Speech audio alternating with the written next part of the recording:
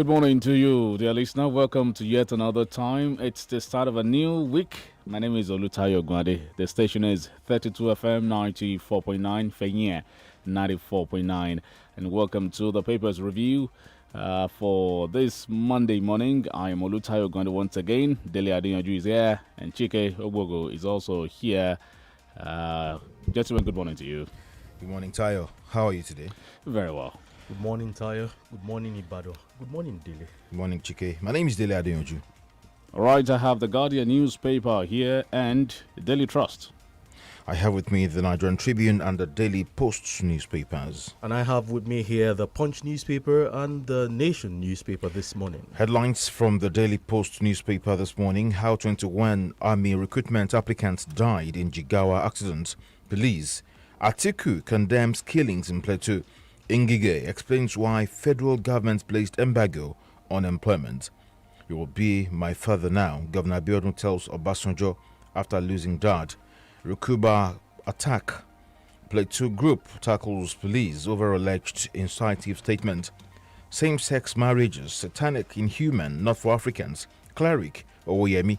Anambra commissioner escapes death as naval officer allegedly shoots at him. Also, journalists warn parents against depriving children of immunization in Kaduna. Lagos, Abuja travelers stranded as protesters in Ekiti community barricaded highway. Plateau killings, work with intelligence to fish out perpetrators, council boss to Lalong. And Sunday Igboho, Buhari warned against move to proscribe Yoruba nation. And from Daily Trust, Nigeria lost 17.6 billion naira to tax evasion in 2015. Senate bandits released Chinese national, 3 Yauri students, teacher. Plateau killings, how Christian tricycle operators, soldiers rescued us, survivors, while we rely on Nigerian soldiers during attacks. Nigerian, I beg your pardon, during attacks at Katsina residents. Hooray to Agats, the lady farmer, that you can also find from Daily Trust. Zulum, Borno in a dilemma over repentant insurgents. Afghan president flees as Taliban closes in. Plateau killings, 20 arrested, 33 rescued as police deployed to Rukuba. Plateau killings, Lalong imposes 24-hour curfew on Jos North. Irregular youth kill 25 Fulani travelers in Jos, over 50 missing. 2023. Agitation for third force, a huge joke, but De George. All right, from the Punch newspaper this morning, we have the stories here. Nigeria cannot afford to lose Obasanjo, says Governor Abiodun. And we have here outrage trails Plateau killings. NSCIA can react as tension rises. Buni APC leaders meet Ladoja over party fortunes. UK-based Nigerian accuses brother-in-law of killing sister, alleges police frustrating probe. Nigerians trade $24.87 million worth of Bitcoin in 3 weeks. These are from the Punch newspaper this morning. From the Nigerian Tribune newspaper, Taliban forces take over Afghanistan as president flees. VATS as weapon in battle for resource control. 2023 presidency, Buhari's associates search for Southern legacy candidate. I take that again. 2023 presidency, Buhari's associates search for Southern legacy candidate. With those riders, PDP looks up north. Serving female minister may merge APC VP candidate. Plateau death toll rises to 32. Government declares curfew. 20 suspects arrested. 31 victims rescued. Unijal suspends second semester examinations. IGP deploys intervention team to restore sanity. Also in 2023, Buni, Bagudu, Badaru, Bankole meets Ladoja in Ibadan. 21 army recruits die in auto crash in Jigawa. IBB asked Jonathan to sit on Jaradra's chair or $10. INEC stoppage of e-voting machine purchase ploy to rig election. Secondos. And finally from here, that's the Nigerian Tribune. Recover missing 17 billion naira tax within 90 days. Senate orders FIRS. We're live on Facebook and on YouTube, 32FM 949. Ibadan Facebook and on YouTube, 32FM 949. Ibadan, we can see your comment there, Mobasha Rabiola. On Facebook already. From the Guardian newspaper, government places JAS on 24-hour indefinite curfew. Reinventing the ancient Benin economy. Death toll in massive Haiti quake jumps to over 1,200. 5 die in fresh Kaduna attack. Homes, vehicle touched. Federal government drags striking doctors to industrial court today. Nigeria begins second phase of COVID-19 vaccination today. Reintegrating repented Boko Haram terrorists. Disastrous to Borno, says Governor Zulum. Yoruba elders Huriwa warn federal government against proscribing IPOB. Afenifere touts untamed monsters that rule Lagos roads. Man nabbed for trafficking girlfriend to Mali. Mother accuses husband of using child for ritual. Italy-bound woman arrested in Lagos with 100 wraps of heroin. Still from the Guardian newspaper, let's check out what we have from the sports side. Education Team Nigeria will... okay, well, that's not so clear there. Let's move on. Mali announced provisional squad as fans await Ghana, South Africa's team. And that'll be all from the Guardian newspaper. All right, from the Nation newspaper this morning, NCDC report, COVID-19 killed 38 in 1 week. North's elders seek solution to region's insecurity. Buhari to deliver 2,000 digital projects by December, says Pantami. Nigerians shouldn't compromise unity, says Olawekbo Hashim. Plateau crisis claims another 7 lives as contributors move 102.5 billion naira to new pension administrators. COVID-19 exposure in UK. Buhari goes into isolation. And here it says global aircraft parts market to hit 51.14 billion naira by 2026. These are some stories from the Nation newspaper. All right, we go on a short break now. When we return, we go straight to the analysis. Good morning. Sakpa na batino. He hold me sotey and no fit comot for us. To add on top am, na so my mama send me message talk say. Ojuko, where the credit where you promise me now? Sure, that one no be another sakpa on top sakpa. But thank you to Globe Borrow for others. So I just borrow credit for her from my network. Enter her own number sharp. Later when I recharge, they collect the money from my own phone. With Globe Borrow for Others, you can now borrow data and airtime for your family and friends, then pay back their credit on your next recharge. Dial star 777 hash to get started. Glow Unlimited. láti gòkè àgùnlà láyé èèyàn nílò ìtọ́sọ́nà ẹni tó mọ̀nà débi àṣeyọrí. FMH International HR àwọn ni gbajúgbajà akọ́ṣẹ́mọṣẹ́ iléeṣẹ́ alárinà tó mọ ojúlẹ̀jà bá ti ń tọ́ni sọ́nà finimọ̀nà nípa bí gbogbo òǹwáṣẹ́ ṣe lè pàdé àwọn òǹgbanisíṣẹ́ pàápàá jùlọ láwọn orílẹ̀-èdè tó wà lókè òkun. FMH International HR alábàáṣepọ̀ gidi ni wọ́n jẹ́ pẹ̀lú àjọ oníwádìí ìjìnlẹ̀ àgbáyé tá a mọ̀ sí United Nations Volunteer Research Group láti jùmọ̀ tọpinpin wàhálà táwọn ọmọlẹ̀ yìí ń kojú nídìí ìgbìyànjú ajé lọ sílẹ̀ òkèèrè. ìyẹn ọ̀rọ̀ tó jẹ mọ́ international migration àti international labour activities. ǹjẹ́ o tiẹ̀ mọ̀ pé o nílò ìmọ̀ tó jinlẹ̀ dáadáa nípa ìlànà à ń tẹ̀lé láwọn pápákọ̀ òfurufú tó fẹ́ gbà sọdá sílẹ̀ òkèèrè. lọ́wọ́lọ́wọ́ bá a ṣe ń sọ̀rọ̀ yìí United Nations Volunteer Research Group pẹ̀lú àjọṣepọ̀ FMH International HR ń ṣe research lórí ẹ̀dùn ọkàn àti ìpèníjà tẹ́ ẹ bá ní. questionnaires táwọn òṣìṣẹ́ FMH bá fún yín lágbègbè yín lẹ́yìn ṣàlàyé ìrírí yín sí. fún àlàyé lẹ́kùnrẹ́rẹ́ kàn sí wọn ní 3rd and 9th floor Cocoa House Dùgbẹ̀ Ìbàdàn. telephone 0817 4444 627 àti 08168737222.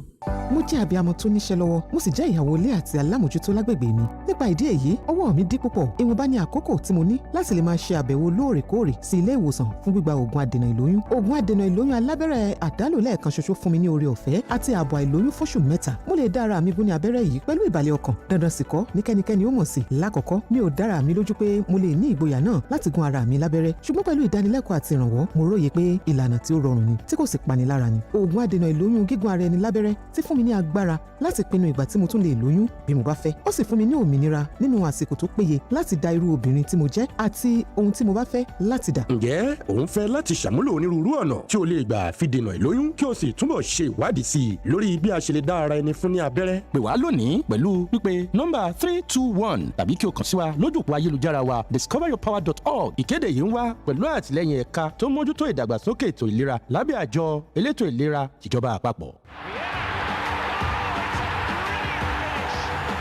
Celebrate something big with Showmax this football season. Pay for 1 month at Showmax Pro or Showmax Pro Mobile and get a second month on us to watch mind-blowing football in action from the world's best leagues. That's every breathtaking tackle, save, goal, and more from the EPL, La Liga, Serie A, and DStv Premiership. Live from Supersport at 50% off. Sign up at showmax.com and get more for less. Are you a business owner interested in an alternate stream of income? Then you are qualified to sign up and become a Stanbic IBTC at Ease agent in your area. Stanbic IBTC Bank is taking banking right next to the people. Credible bank agents are needed to sign up. To confirm your eligibility and also sign up, please visit www.stanbicibtcbank.com now. It pays to be a Stanbic IBTC at Ease agent. It pays to have an alternate stream of income. Stanbic IBTC. It can be.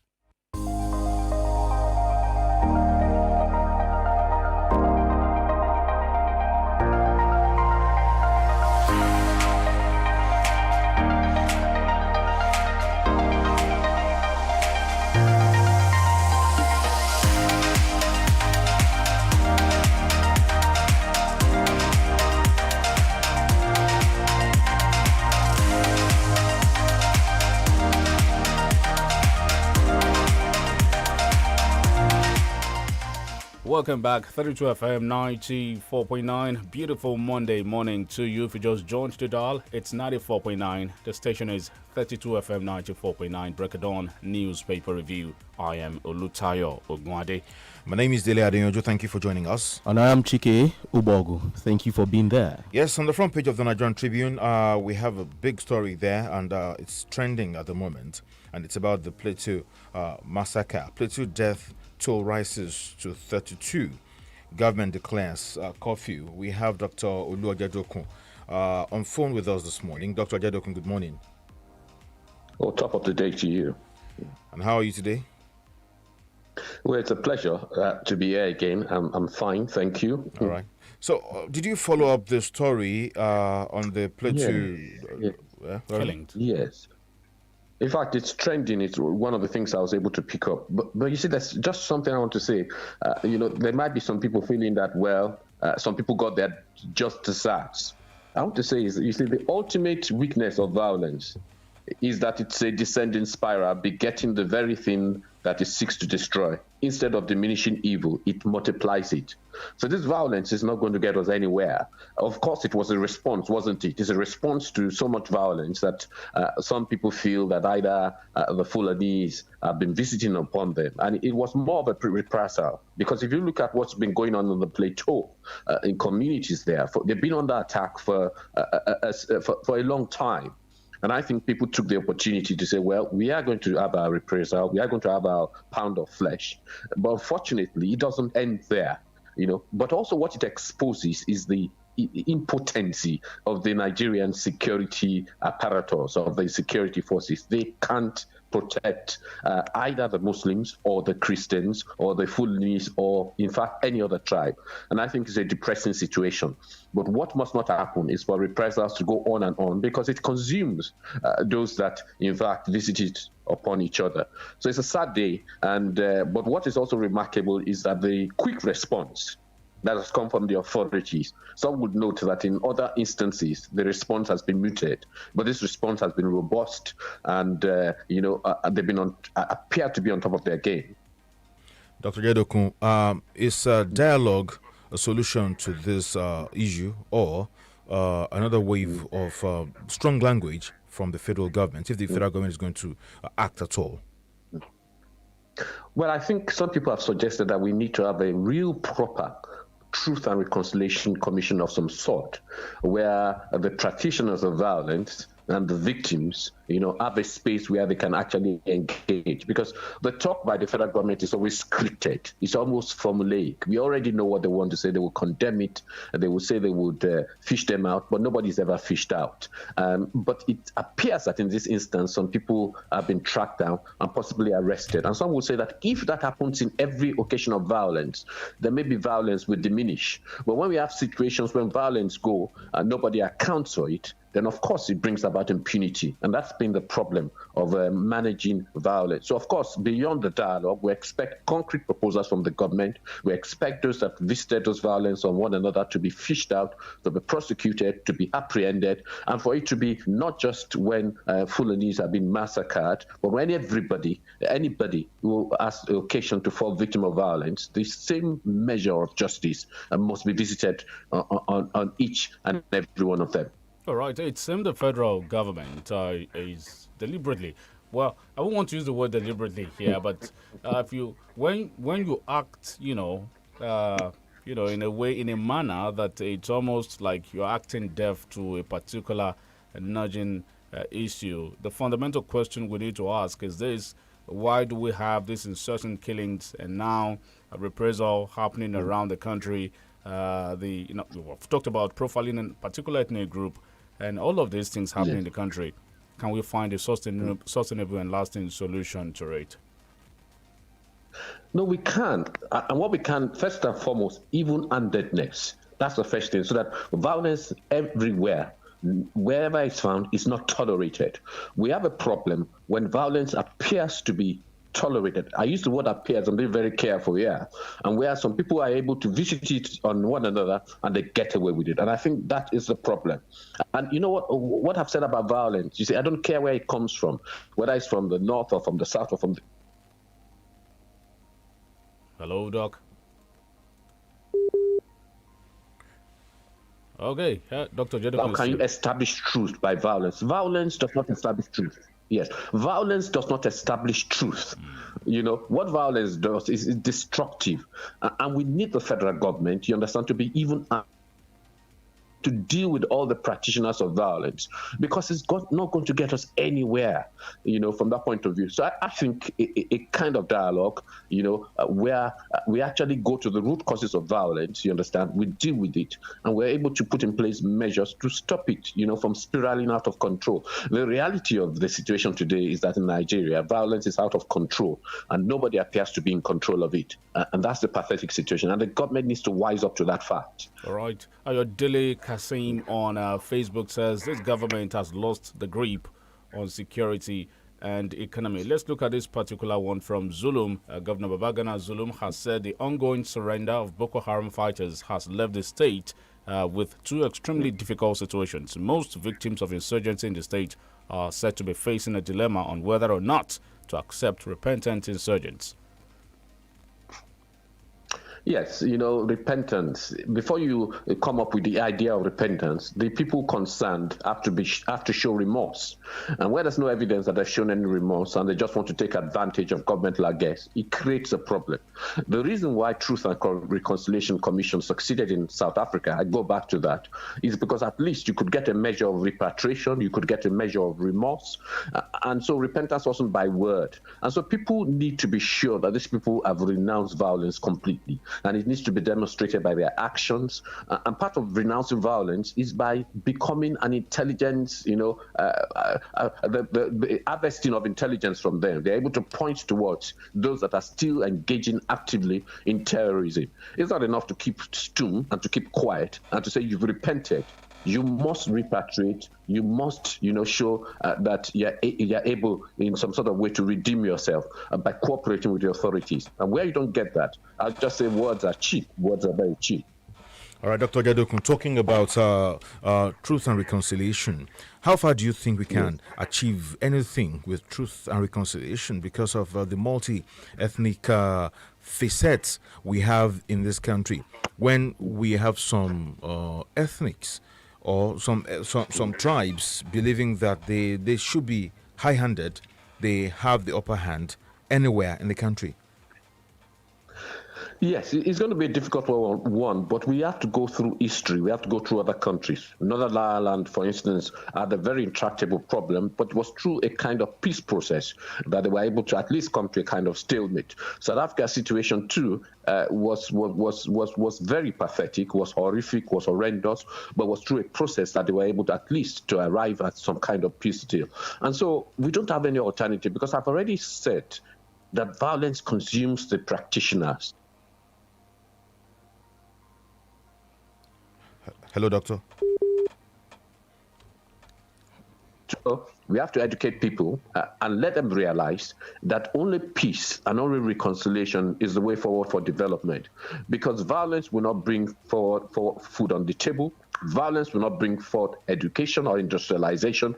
It is only a process where people sit down together to talk. So I think the first thing, for instance, is to get a facilitator who is not steeped in any of the history of the violence, and that people can respect, so that those people themselves can facilitate the process. I don't know where you will get them from, but we have to get people. And sometimes you may have to import somebody from outside the country, not necessarily from the West. I mean, no, but from outside the country, bring a figure that people can respect to begin to mediate and conciliate. We need a process, and we need reconciliation, we need conciliation, and we need arbitration.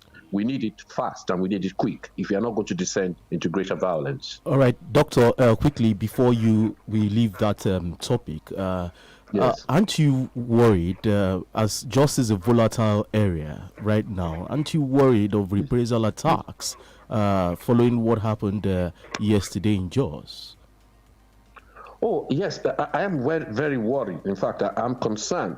And that's why I say that for those who want to practice violence, the words of King keep on ringing in my ear, that there's an ultimate weakness to violence because it's a descending spiral. It spirals out of control. So the natural thing for them, of course, is to respond in kind.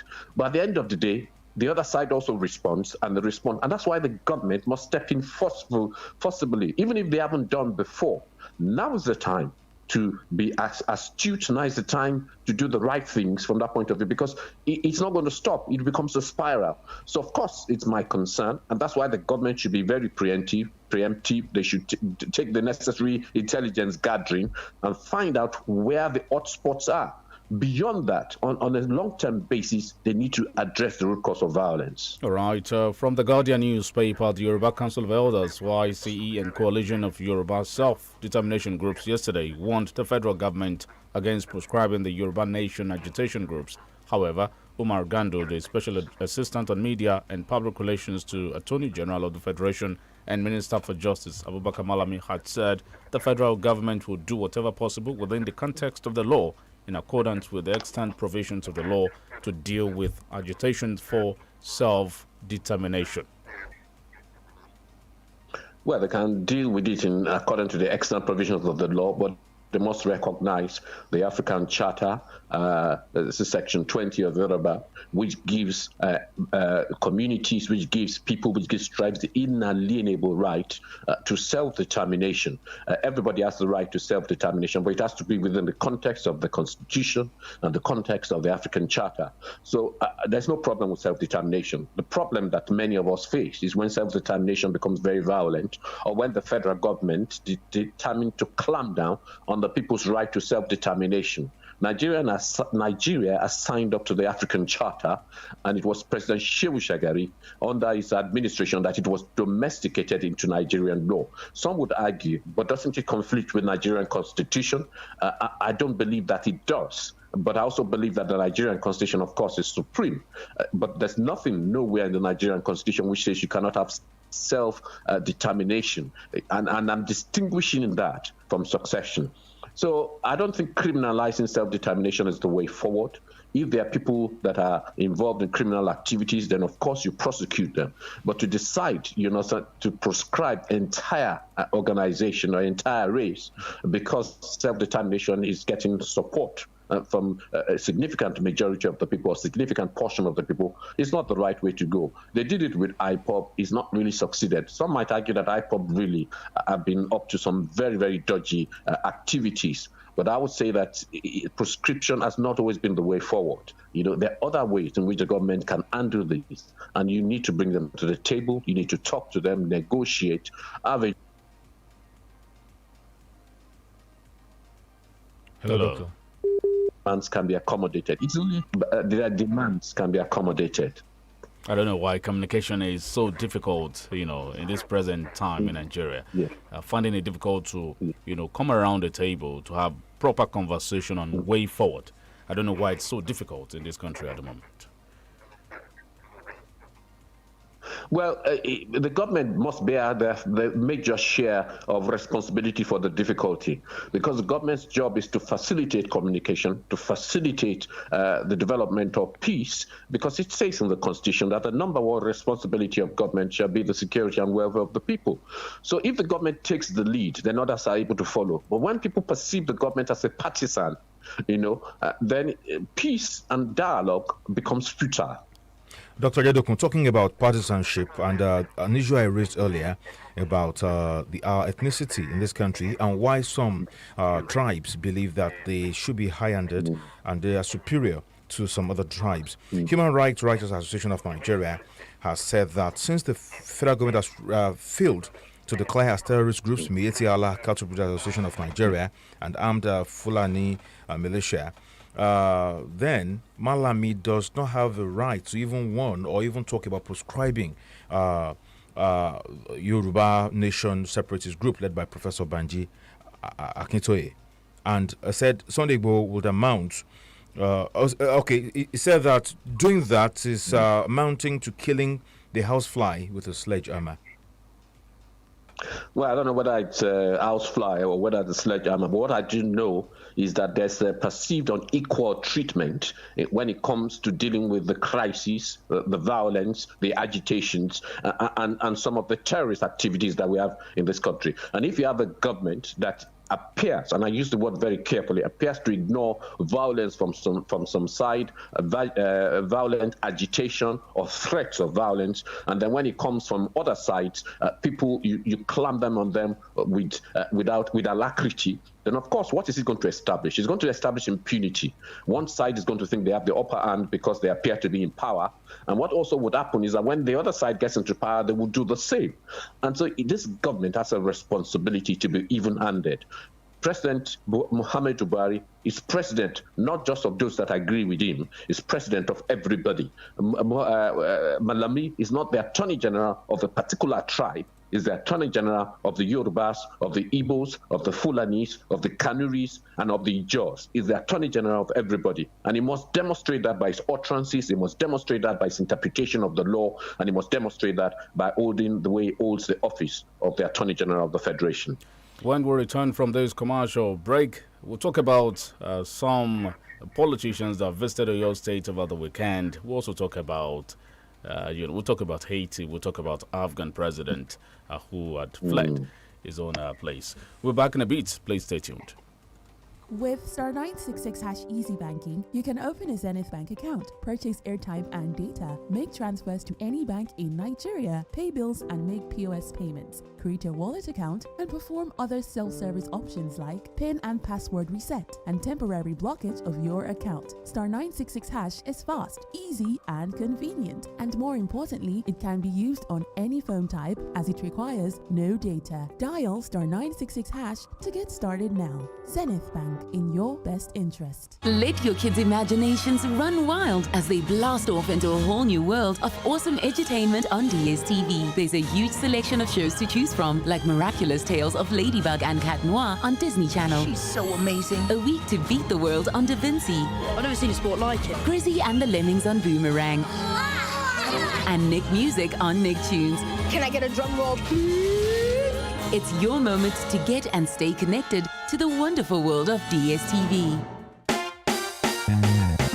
Ẹ jẹ́ n sọ fún yín pa Zainabu bọ́ba ti jí láàárọ̀ yóò kọ́ jẹun tó dáa. Yóò wá gbé pabambarì lé lórí Didion syrup of hemoglobin vitamin B12. Ara ti mókùnù, ọpọlọ ti jí pépé, iṣẹ́ yá. Lẹ́ òjò. Káàárọ̀ Zainab. Ìdí nù ti fi máa pegedé lẹ́nu iṣẹ́ rẹ̀. Jọ̀ọ́ náwó mú wéhùn. Àti pàápàá ń bi eré. Didion syrup of hemoglobin ní èròjà vitamin B12 nínú tí yóò mú kọ́pọlọ àtara rẹ̀ ó jí pépé ní ìgbáradì fún àṣeyọrí tí ọ̀lẹ́gbẹ́ ń gbà gbogbo. Mu ṣíbí méjì Didion péré lójoojúmọ́ pẹ̀lú ṣíbí lásán tàbí kọ́ púpọ̀ pẹ̀lú ohun mímu ẹlẹ́rìndòdò tó bá fẹ́ràn. Ọ̀yá gbéra ńlẹ̀ bí akọni pẹ̀lú Didion. To be healthy, strong and active, I say. Take Didion. Didion syrup of hemoglobin vitamin B12. Agbára tí ń roni lágbára. Ẹ kàwé pélébé inú rẹ̀. ẹ̀ẹ́dẹ́gbẹ̀ta náírà mẹ́jọ jẹ́ ẹgbẹ̀rún mẹ́rin náírà ẹgbẹ̀rún márùn-ún náírà lọ́nà mẹ́jọ jẹ́ yẹ́rọ. jọ ibo ló ti rówó. Owó kẹ̀. Èní orí owó ìpè tí Airtel máa ń fún mi tí n bá ti ra síìmù tuntun mà ní o. Wo wọ́n tó ń fún mi ní ìlọ́po mẹ́jọ dátà fún wíwà lórí àtẹ ìbánisọ̀rọ̀ wọn àti ìfà ìlọ́po mẹ́jọ owó ìpè nígbàkigbà tí n bá ti ra owó ìpè. Ṣé bó o mọ̀ pé o ti lè ra síìmù tuntun báyìí ní èyíkéyìí ilé ìtajà aṣojú tí Airtel fọwọ́ sí? Ìwọ ṣá ti lọ pẹ̀lú nọ́mbà ìdánimọ̀ ilẹ̀ Nàìjíríà NIN rẹ kó ju bẹ́ẹ̀ lọ. Airtel, the smartphone network.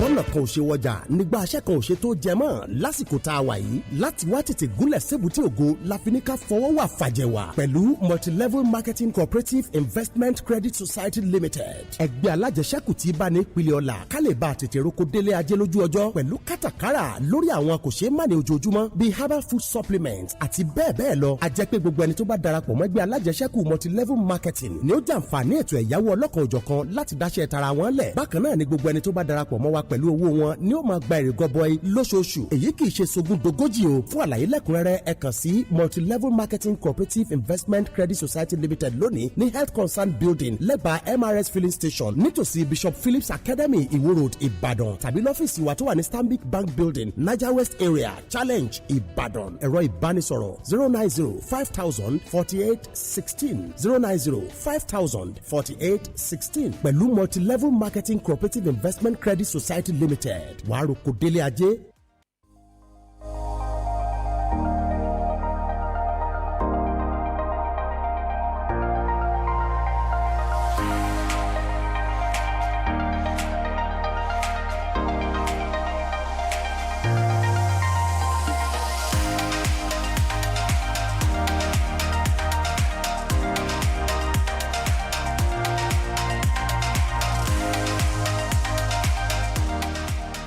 Alright, welcome back. It's still the Break of Dawn newspaper review on 32 FM 94.9. Have you followed us on our social media handles? On Facebook and on YouTube, it's at 32 FM 949 Ibadan. You can watch us live in the studio. I am Chike Obogo. And I also have Dele Adeyanju here and Tayo Ogunade here in the studios of 32 FM 94.9. Moving straight to the Nation newspaper, we still have Dr. Jedokun on the line there.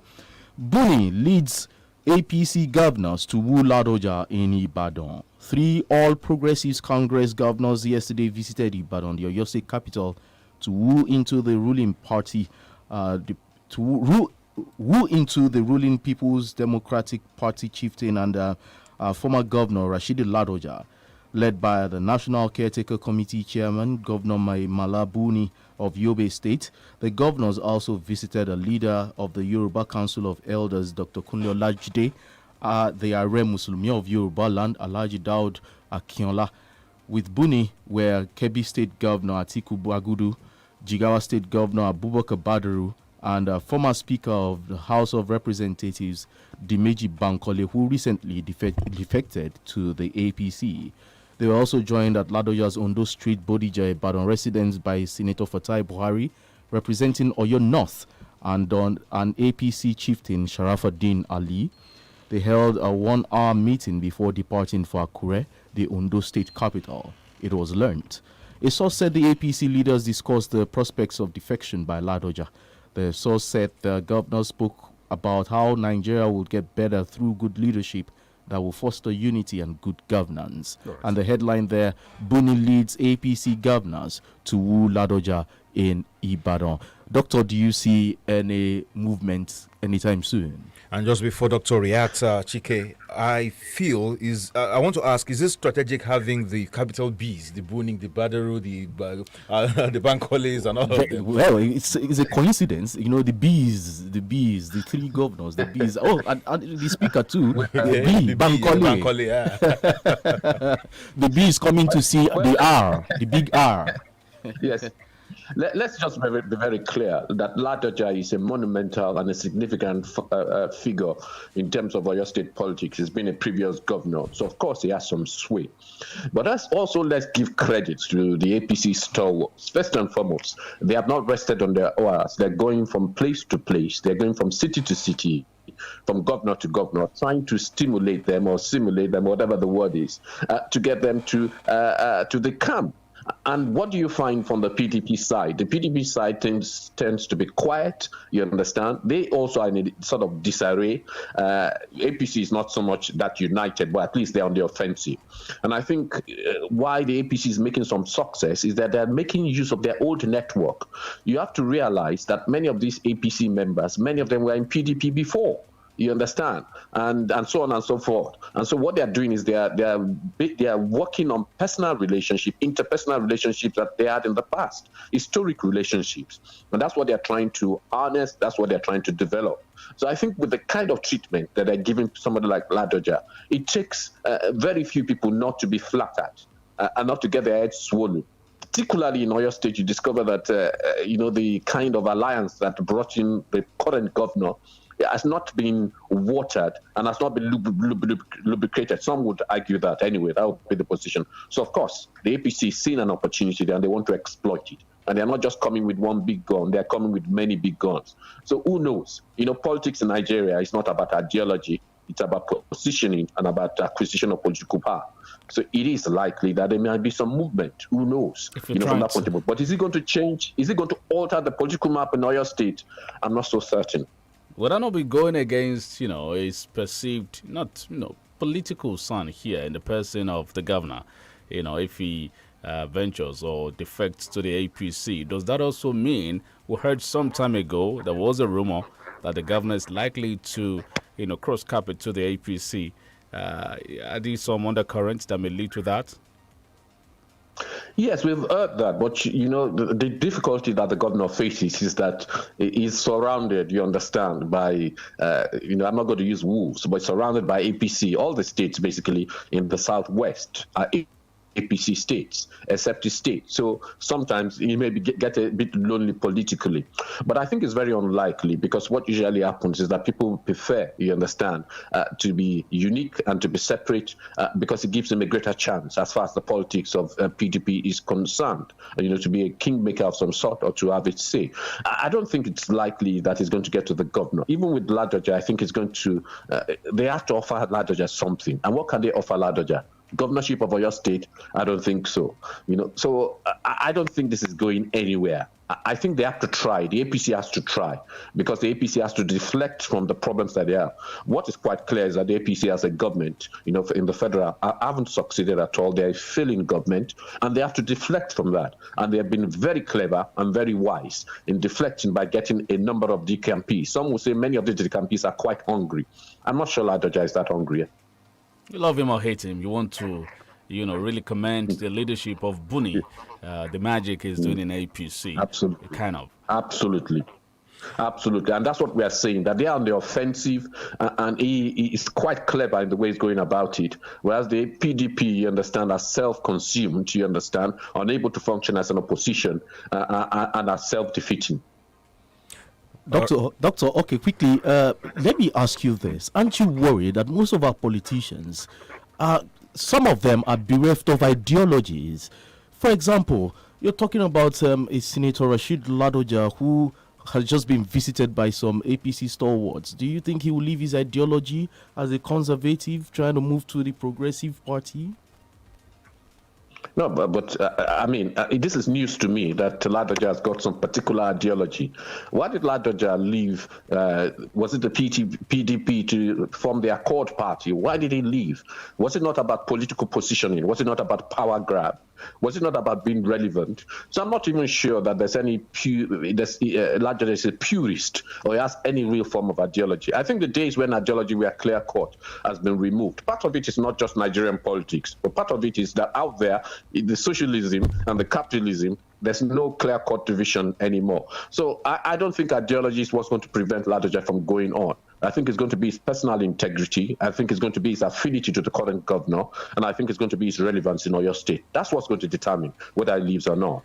Dr. Yedokun, there is this headline on the front page of the Nigerian Tribune. On 2023 presidency, Buhari's associates search for Southern legacy candidate while the PDP is looking up north. Does Professor Yemi Osinbajo stand a chance? Well, I think he appears to stand a better chance than Tinubu, and some people would argue no. I think ever since people have seen Tinubu with a walking stick, And ever since it's been ensconced safely in London for months on end, well, for weeks on end, people are raising some crucial questions that who can carry this forward. And of course, IBB played a Maradonic one by suggesting that people of a particular age should not even be considered. So it would appear that Osinbajo is positioned and primed better than anyone from the APC point of view if power is going to be ceded to the South.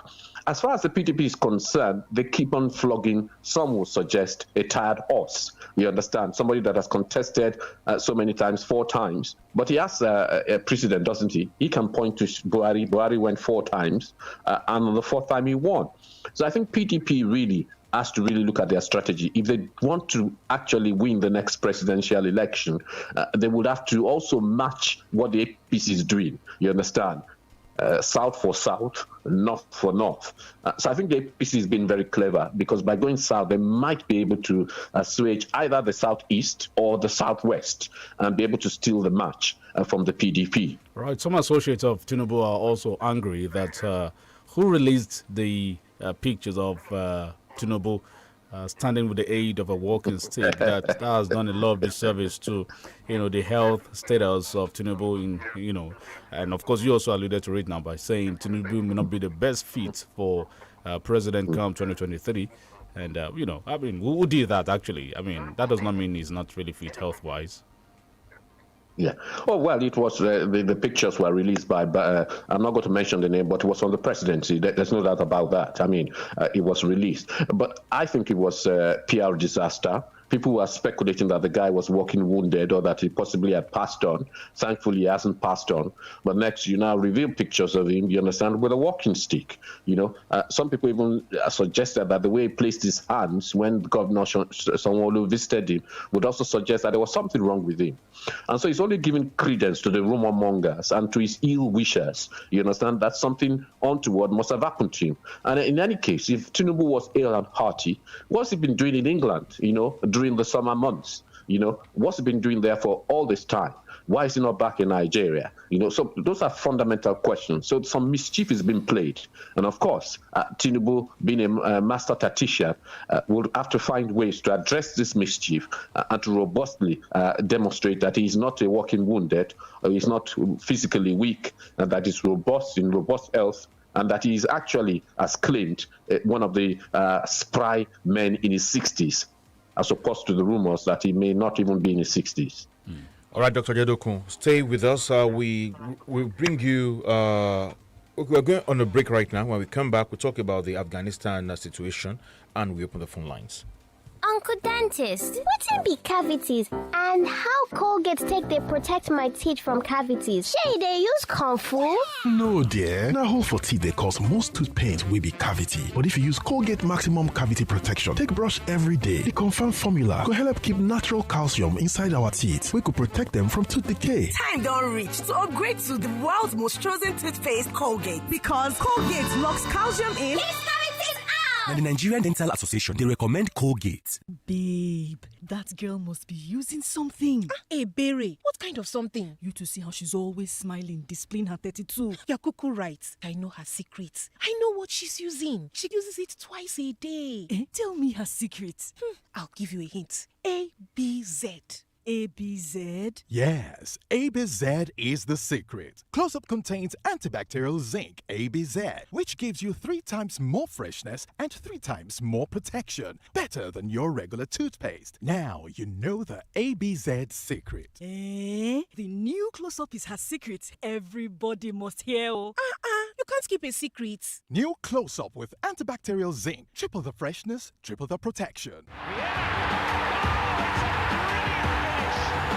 Celebrate something big with Showmax this football season. Pay for 1 month of Showmax Pro or Showmax Pro Mobile and get a second month on us to watch mind-blowing football in action from the world's best leagues. That's every breathtaking tackle, save, goal, and more from the EPL, La Liga, Serie A, and DStv Premiership. Live from Supersport at 50% off. Sign up at showmax.com and get more for less.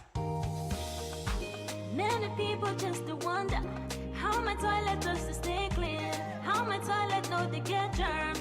Clean soap and clean soap. Secret to my healthy family living.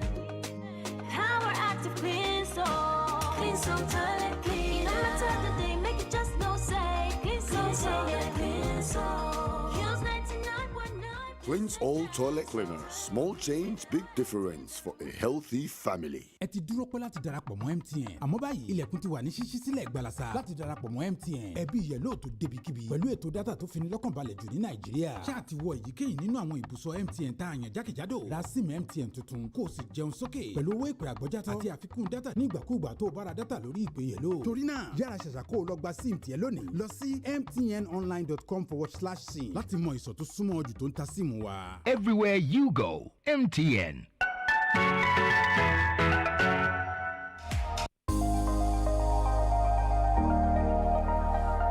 Welcome back. 32 FM 94.9. In a bit, we open the phone lines. We see you on Facebook, Bola Razak, Mobasharan Abiola, Prince Sikuru Giwa, Adigo Kesheon. We'll come to you in a bit.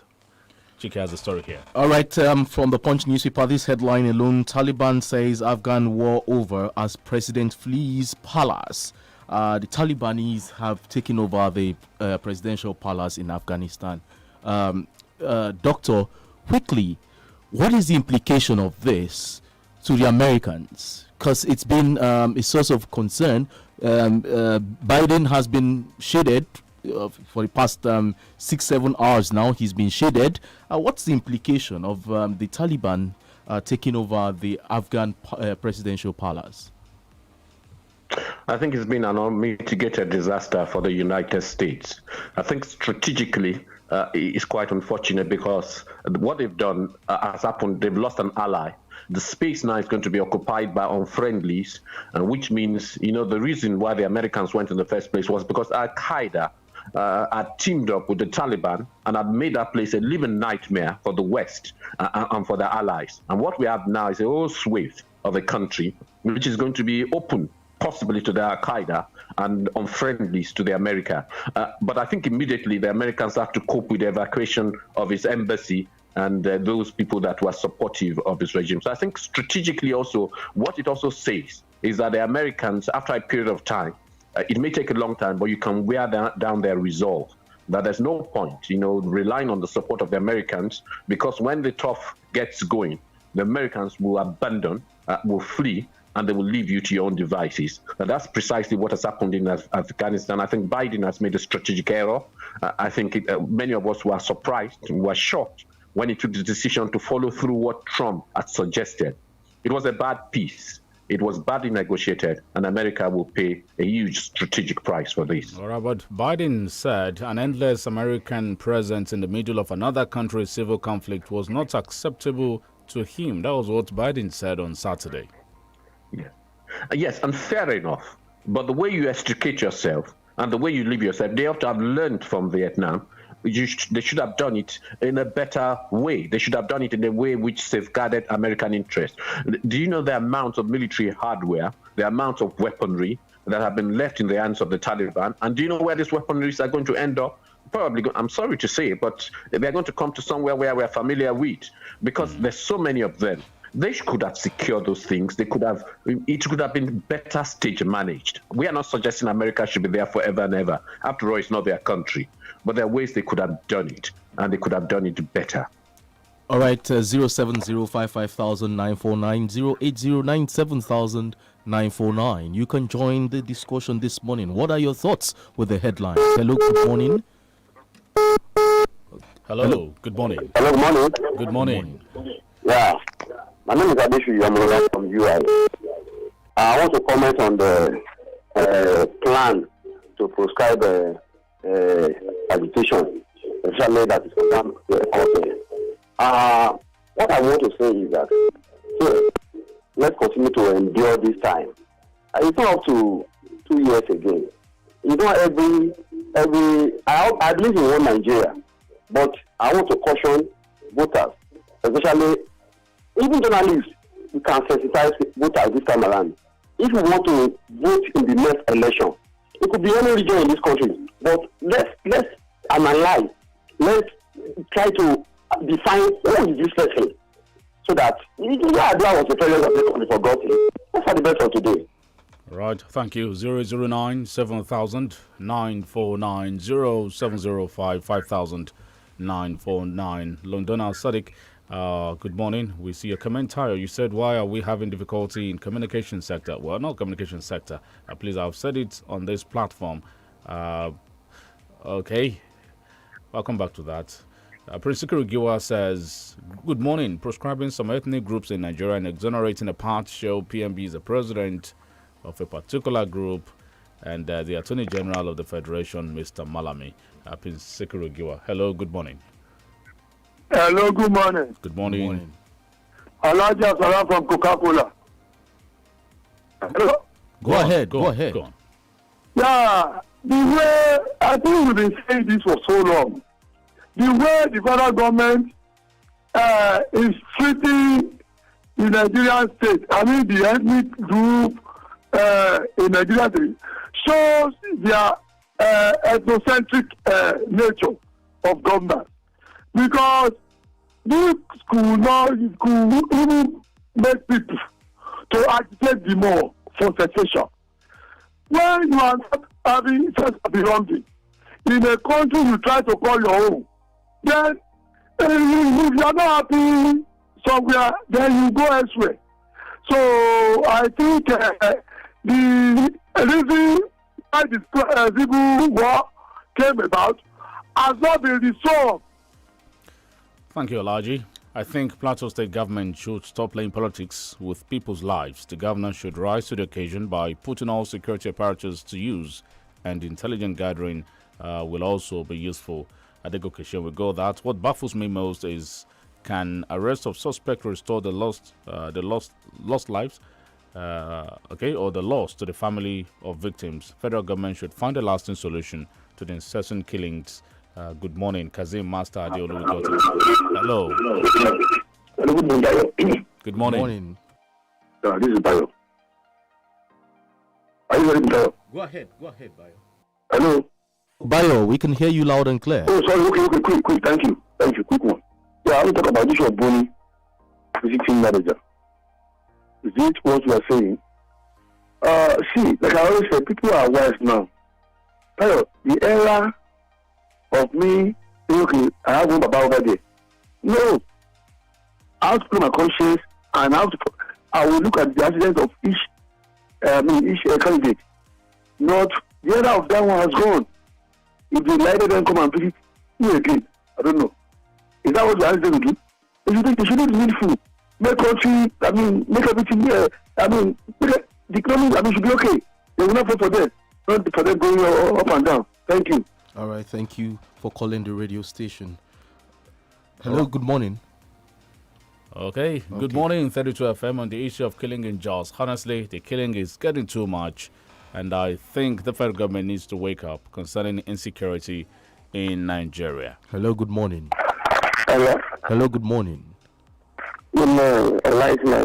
I'm calling from Ibadan. Okay, you have 20 seconds. You have 20 seconds. You said?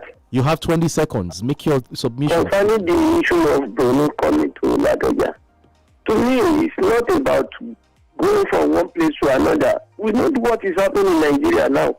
Things are turned out upside down. And for him now to be moving around, telling someone to be coming into their party, is it Ladoja that will not call me to go and vote for APC? That is not the issue. Thank you. All right, thank you for calling the radio station.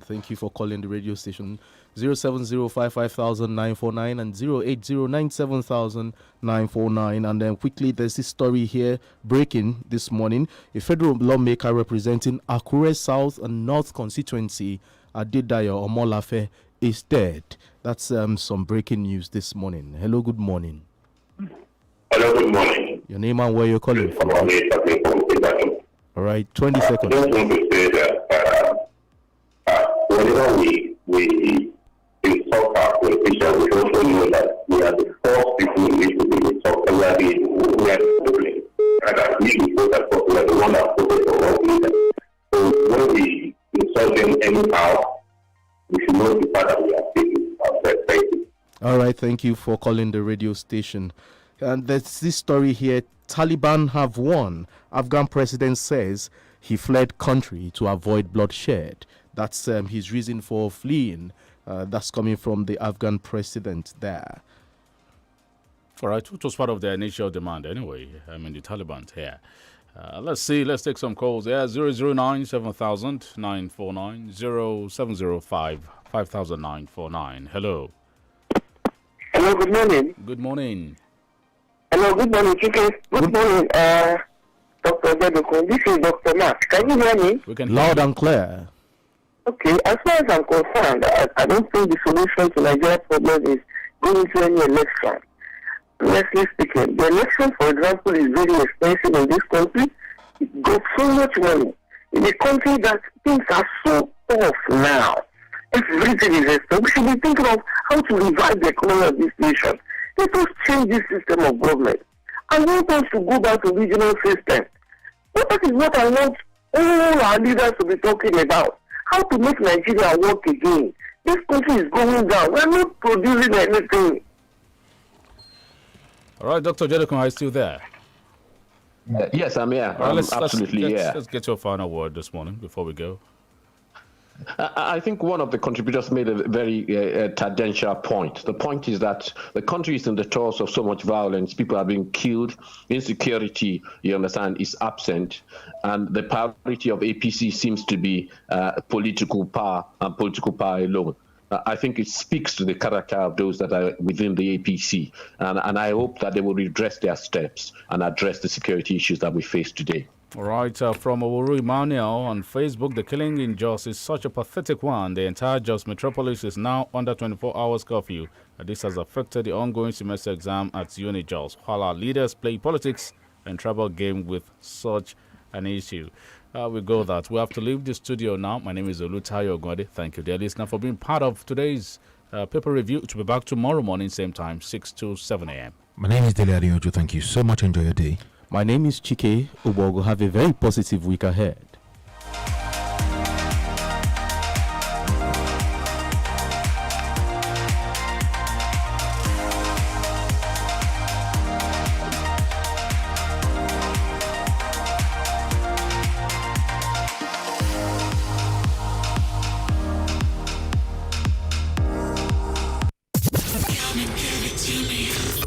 The station admired by other radio stations. Yes, we are.